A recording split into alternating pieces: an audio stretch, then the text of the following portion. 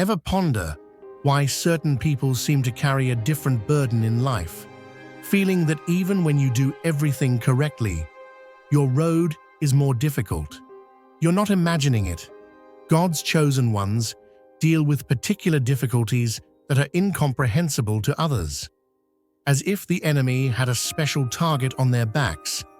Have you noticed how the strongest storms hit people who strive to serve God the most?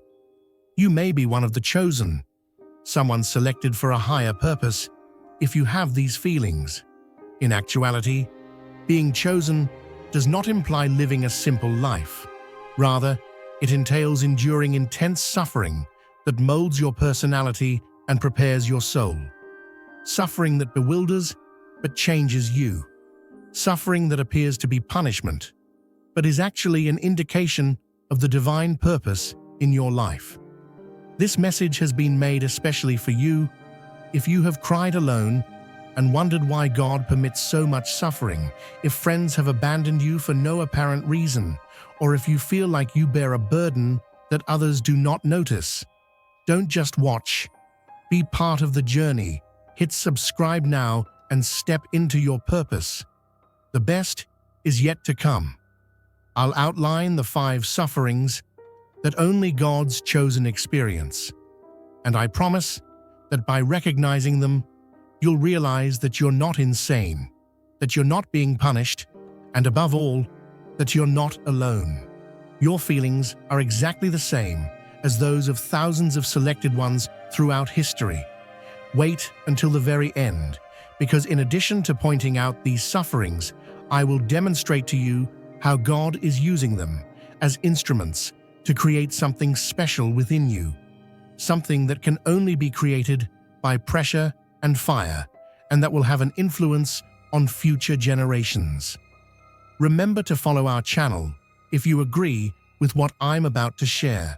Our purpose is to uplift the chosen and serve as a reminder that God's purpose for their lives is worth every tear shed, no matter how painful it may be. Let's get started. Do you recall that family member who began to view you differently, that buddy who stopped calling, or the co-workers who stopped inviting you? Rejection unexpectedly knocks on the chosen's door. People appear one day and disappear the next. The truth is straightforward and painful. You haven't changed. Rather, your light has grown, and that brightness upsets people who live in the shadows. You examine your behavior, wonder what went wrong, and try to figure out why you've been so distant. Through their essence, rather than their words, the chosen embody a presence that confronts. Because it is easier to reject than to change, many choose to separate themselves from you, because your very existence calls into question the morals, decisions, and corrupt paths that they would rather not see. Even Jesus' family had doubts about him when he started his ministry. The locals turned away from him, asking, "Isn't this the carpenter's son?" With contempt, they inquired. The actual Son of God was abandoned by those who ought to have known him. This suffering is meant to teach you to rely more on divine approval and less on human approval. It is simple to mistake pleasing others with pleasing God when everyone is cheering you on. This route is made clearer by rejection. Detachment is necessary for your journey as the selected. It's possible that the individuals you're with today won't be with you tomorrow. People who are unable to follow their destiny are taken away by God. You'll see a trend in rejections. They frequently occur while you are getting closer to God, such as when you choose to fast, when you pray more fervently, or when you break old habits. This is a spiritual tactic, not a coincidence. In reality, what appears to be desertion is actually divine filtration. God is purifying your circle by eliminating those who bring you down and separating those who could stand in your way. Tomorrow's protection is today's suffering. The chosen discover how to bless those who have wronged them, learn to love from a distance, and realize that many individuals are merely passing characters in their story. This is painful, but liberating. This rejection serves as preparation rather than punishment. You will have to put up with criticism if you want to lead, incredulity if you want to prophesy, and misunderstandings if you want to serve. When everyone doubts you, rejection trains you to keep going. You will come to understand that some people reject you because of what you stand for, rather than what you have done. Your fidelity discloses the unfaithfulness of others. Your light reveals the darkness that many would rather not see, and your presence reminds others of their broken promises to God. Give up attempting to win back people that God has taken away. Don't push your way in if doors have closed. Have faith that new connections will be made with individuals who respect your vision, understand your purpose, and help you on your journey. A certain kind of loneliness cannot be overcome by companionship. For a chosen one, a crowded room might be the most lonely place on earth. You participate, smile, and converse, but there's a void inside of you that no one can fill. How can you explain the existence of a cosmos inside of you that is beyond the comprehension of others? Have you ever had thoughts that you are unable to discuss with others? Dreams so large that they would be interpreted as insane, or epiphanies so deep that others would label them fanatical? It is painful to keep the sights that the selected hold inside. While others discuss careers, you consider ministry. You witness spiritual conflict as they debate politics. Whereas they fret about tomorrow, you see eternity. They have different frequencies and universes, which leads to a communication chasm that makes you feel alone. Purposeful loneliness is the term for this type of loneliness. It is the process of moving toward a destiny that is only visible to you. Even though you may be loved by others, they are blind to what God has put in your heart. You alone are responsible for the vision's weight, and it is draining to bear it alone. Your prayers can be followed by a deafening silence, including restless nights spent battling thoughts you dare not voice, and religious crises you keep hidden, even from those closest to you. Some fights are too personal to share, so a chosen one learns to fight alone. The height of profound loneliness was reached by Jesus in Gethsemane. He invited the disciples to join him in prayer, but they dozed off as he perspired blood. The weight of being misunderstood even affected God incarnate. "Father, if you can, take this cup from me," a supplication uttered in the midst of the most intense solitude. Have you ever experienced the agony of feeling as though no one genuinely comprehends your suffering, your struggle, or your calling, despite having family, friends, and fellow believers all around you? Being out of place, even among your own, is the hallmark of a chosen one. Loneliness also manifests during decision-making. Human counsel typically suggests the safe route when God calls for something radical. Be prudent. But the Spirit whispers, trust and go. And only you hear that whisper. It is entirely up to you to make the choice, with all of its implications and weight. Even during times of joy, the chosen experience loneliness. Spiritual triumphs are seldom apparent. You celebrate miracles that only you know have occurred, since battles in the invisible realm don't produce trophies you can flaunt. The risk associated with loneliness is the urge to give up, to mute God's voice, to blend in, or to shrink the vision in order to avoid appearing odd. Many chosen give up their heavenly calling for the comfort of group membership. They give up their anointing for a small measure of approval. However, this loneliness has a secret, a hidden gift. The voice of God is made clearer in other people's silence. Divine knowledge is deepened in human misunderstanding, and vertical intimacy is intensified when there is no horizontal companionship. John the Baptist got his message in the deserts alone. John witnessed the end of the world in Patmos' seclusion, and Paul penned letters that revolutionized the world while incarcerated. Being alone is not a punishment. Rather, it is a forge, a school for prophets, and an incubator for leaders. The chosen discover that the only one who genuinely comprehends is God, the unfailing presence, the listener who comprehends even the indescribable groans, the friend who anticipates every tear before it falls. Since others will eventually experience the same emotions that you do now, loneliness also helps you become a better leader.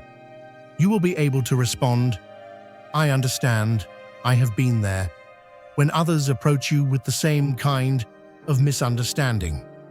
You are not alone. You are not crazy. And your embrace will be based on reality rather than simply theory. This period of intense loneliness is temporary. That much is clear. God always brings the chosen together at the perfect time. People who understand your troubles without going into great detail, who speak your spiritual language, and who share your outlook. Don't just watch, be part of the journey. Hit subscribe now and step into your purpose. The best is yet to come.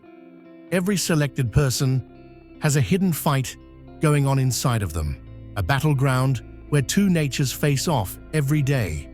A resisting flesh and a yearning spirit for God are on opposite sides. It is an intense battle that occurs within your own boundaries. There is genuine mental confusion. You have a strong love for God, yet you find yourself thinking embarrassing things. You wake up to pray, but feel drowsy. You open the Bible and get sidetracked. You swear to fast, but the aroma of food never looks so alluring. You start to doubt your honesty as a result of this internal conflict. Because they are more knowledgeable and have a larger duty, the chosen feel a different weight when they fail.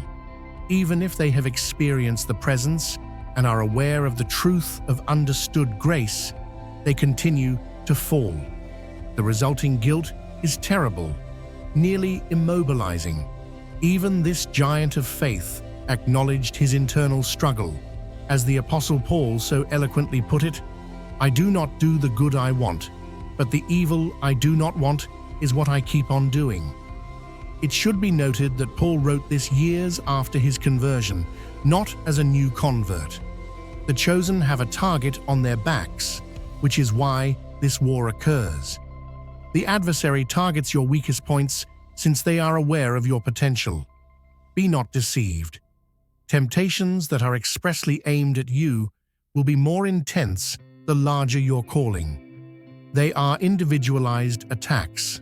Lying and gossip will test your tongue if you are called to preach. If you are called to be a leader, pride will be at your door all the time. Vanity will attempt to transform ministry into performance if you are anointed for worship. Which aspect hurts the most? Observing other Christians who don't appear to experience the same difficulties. Many people appear to have achieved inner peace from a distance, but that is just theory. This causes you to wonder if your faith is flawed or if God is dissatisfied with your repeated failures. Few people realize that this conflict is a sign of spiritual sensitivity rather than weakness. The absence of internal conflict frequently signifies defeat rather than victory, someone who has given up fighting. Those who do not sense this war have typically surrendered to one side. This sensitivity, though unpleasant, is a gift of the selected. They are tormented by things that the world considers normal, and they feel the weight of sin that others readily overlook. It indicates that the Holy Spirit is present and functioning within you. When the conflict encompasses not only outward behaviors, but also inner thoughts, goals, and motivations, it becomes even more challenging. The chosen discover that holiness is a matter of inner cleanliness that only God can perceive, and it extends much beyond outward behavior. At certain junctures, this struggle escalates. Have you ever seen how temptations tend to be more intense right before a spiritual awakening, such as before a baptism, retreat, or new ministry? This synchronicity is part of the enemy's plan, not a coincidence. The flesh is inventive in its defenses. It relativizes sin by comparing its shortcomings to those of others, finds theological excuses for dubious actions, and quotes verses out of context to calm the conscience. This ability to deceive oneself is alarming. What you must realize is that this battle does not finish in this life. There is no time at which the flesh stops talking altogether. When you fall, what changes is your ability to react, your rate of recovery, and your candor with God. Unrealistic expectations can make this internal conflict worse. It is not a call to perfection, but to authenticity. It is not a call to never fall, but to constantly get back up. It is not a call to struggle, but to learn how to fight. The good news is that you are not fighting this battle alone. With indescribable groans, the spirit that resides within you intercedes. Your high priest Christ is aware of your frailties and intercedes on your behalf. Every little victory you make in this war is followed by a part of heaven cheering you on. The greatest realization that a chosen one may have in this regard is that despite the agony, strength is produced by this battle. Confronting your own weakness is the first step in learning to rely solely on grace. You get closer to genuine humility, the kind that acknowledges dependency without acting strong, with every internal struggle. Goodbyes, whether forced or voluntary, are a terrible part of the chosen's life. The heaviness in your chest that results from God whispering to your heart, "Let go, release it. It is not for you," is incomprehensible, especially when you have to give up something you love. The first minor renunciations are a TV show that no longer uplifts you, a song that suddenly depresses you, or a seemingly innocuous habit. Your sensitivity gradually grows, and you start to feel guilty about things that were once typical. Then come the more significant renunciations, a romantic engagement with someone who does not share your spiritual vision, a steady employment that is at odds with your calling, a city where you grew up when God calls to another region, or long-standing friendships that begin to hold you back. The most perplexing aspect is that God frequently asks you to give up good things, not blatant immoralities, but respectable prospects, relationships, career goals, and promotions, things that would be beneficial to others but would be a departure from your purpose for you. When Abraham heard the words, "Leave your land, your relatives, your father's house," everything that stood for safety and identity, he recognized this suffering. Moses gave up the palace and Egypt's wealth. Paul viewed everything he had ever valued as trash. The cost of the divine decision is renunciation. The chosen encounter, the Esau-Jacob problem, on a deeper level, exchanging the immediate for the eternal, the human plaudits for divine favor, the temporary satisfaction for the fulfillment of purpose. And this exchange does not always make sense to the naked eye. Pruning is another form of renunciation. God takes away the connections, relationships, and even ministries you have established. You put your heart and soul into projects that are abruptly abandoned, and you ask yourself, "Why, Lord? When something seems so definite, why take it away?" Divine mathematics typically provides the solution, which is subtraction, followed by multiplication. God closes one door to open a larger one, removes the good to bring the best, and ends one stage to make room for the next. However, all you witness along the process is loss. The selected ones are taught the challenging lesson of financial renunciation. You invest in the kingdom while others do the same for comfort. Resources that may be used for luxury are allocated to Christian literature, social projects, and missions. For a higher purpose, you opt for a lower quality of life. These renunciations have a secret beauty. Every no to the world is a yes to God.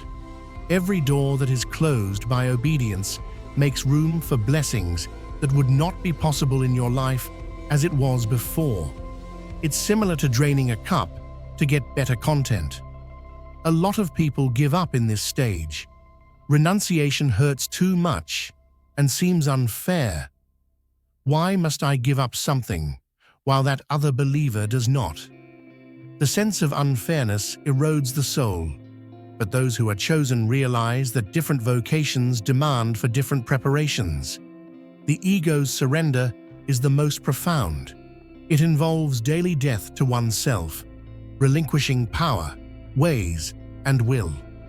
The most agonizing and freeing surrender is the one in which John the Baptist said, "He must increase, but I must decrease." The path of the chosen is one of ongoing self-denial, yet each renunciation draws you closer to the final shape that God planned for your life. Jesus summed up this reality plainly when he said, "If anyone wants to come after me, let him deny himself, take up his cross, and follow me." For the chosen, time moves in a different way. You appear to be moving slowly while the rest of the world is rushing. Days become weeks, weeks become months, and months become years. And the promise that God placed in your heart is still just that, a promise, with no indication that it will ever be fulfilled. When you pray and feel nothing, or when you look for guidance and just see closed doors, God's silences are deafening. You began to question if you truly heard God or if it was all in your head because the last prophetic word you received was so long ago. Waiting in the Egyptian prison, Joseph realized this. At 17, he had big goals, but he was forgotten for years in a dank jail. While still a young man, David was crowned king, but he fled in caverns for 10 years while being hunted like a beast. Their faith was put to the test throughout the wait. The spiritual desert seems to go on forever. Worship sessions turn into dull rituals. Prayers turn into monologues. The words of the Bible cease to resonate, and the inevitable question, has God abandoned me? Has he lost sight of his promise? Was this all in my head? The picked face, the demon of comparison throughout these protracted delays. You witness others progressing, winning, and getting prompt responses. You start to wonder why your procedure is so difficult, long and silent, when you hear accounts of quick miracles. When God takes his time, there is a genuine temptation to rush things. Like Saul, who provided sacrifices rather than waiting for Samuel, or Abraham, who fathered Ishmael with Hagar because the promise of a legitimate son was postponed, we want to assist him. We make human answers for divine promises because we are impatient. You tend to hold back when having spiritual conversations. Because the other times you were genuine, the response was one of unease, mistrust, or discredit.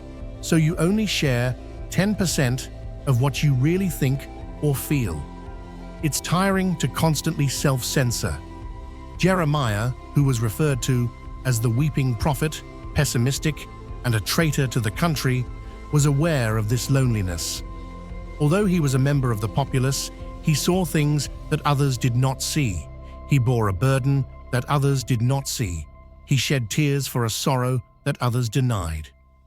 The divine aim of this loneliness is to draw you closer to God. You learn to find all the understanding, acceptance, and guidance your heart requires in the Father when even believers are unable to fully comprehend you. Don't just watch, be part of the journey. Hit subscribe now and step into your purpose. The best is yet to come. You are most likely one of the chosen, someone God has selected for a purpose that transcends the commonplace, the cozy, and the predictable. If, when you read these words, you experience the knot in your throat and the constriction in your chest that whispers, "Someone finally understands." Your suffering is not an accident. Rather, it is a tool used by the divine potter. Every rejection helps you become less dependent on other people's acceptance. Every loneliness strengthens your relationship with God. Every internal struggle improves your character, and every renunciation makes room for something bigger. The journeys of the selected are not simple, but they are significant. While many people go for comfort, you seek meaning. While others live on the surface, you go deep. Because your diamond has so many facets, your refinement procedure seems to go on forever. God sees possibilities in you that you are not yet aware of. The brilliance that has been concealed from the start is made visible with each cut, pressure, and polishing. No one ignores the tears you secretly shed. Everyone is gathered, tallied, and treasured. They are investments in an everlasting kingdom, seeds of a future harvest, and the cost of an anointing that will eventually change lives in ways you can't yet fathom. You're in good company if you feel alienated in a world that doesn't comprehend your passion, your search, or your thirst. Jesus was also referred to as radical, extreme, and fanatic. He changed that same world, but the world did not comprehend his zeal, passion, or commitment. Lord, I persevere despite my suffering, because I know I have been selected, because those who are selected experience and triumph in diverse ways. The best is still to come, so keep going. You will remark, it was worth every moment of this process after it arrives, and every tear, sleepless night, and closed door will make sense. Remember to subscribe to our channel for more messages that uplift God's chosen ones. Together, we are traveling this path, encouraging one another that although it may be short, the end is magnificent.